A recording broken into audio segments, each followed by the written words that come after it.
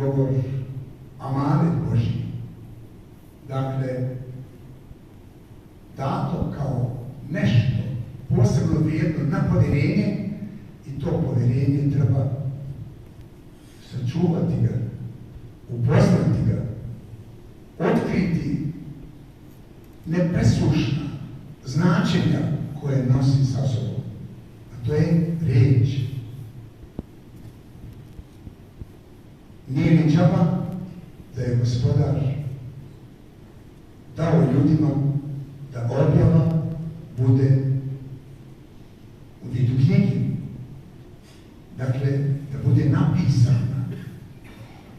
I to je veliko olakšanje svakom čovjeku kome je potrebna riječ kako bi moglo da se ophodi u životu. Onoliko koliko se družimo sa tom riječju, onoliko koliko razmišljamo o njom, jer ona kao takva može da bude obojena raznim bojama, može da bude istovremeno i lijek, a može da bude i otrov. A na nama je šta želimo od nje. Svjedoci smo da je riječ ta koja zna da bude poput sablje, pa kaže presjeklo me to što mi je rekao. Presjeklo me. Znači, nije ni džaba da korijen arapske riječi riječ. Dakle, kelimeton ima značenje rezati. Rezati.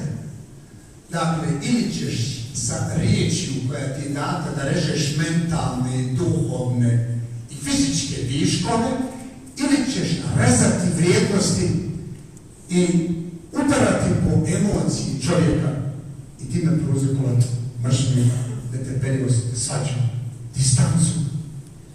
Nije džaba da je jedan od Božjih poslanika, Gospodar na njegovom jeziku kaže, Gospodar naš, ovaj moj narod se je distancirao od tvoje riječi.